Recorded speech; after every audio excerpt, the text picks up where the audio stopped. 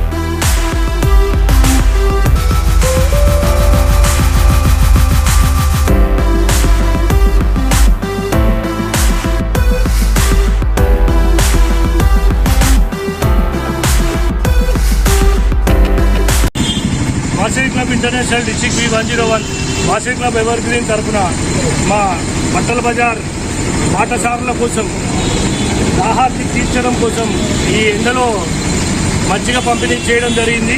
ఈ మజ్జిగ పంపిణీకి మన వాడలోని ప్రముఖ రాజకీయవేత్త బుద్ధా జగన్ గారు అటెండ్ కావడం జరిగింది।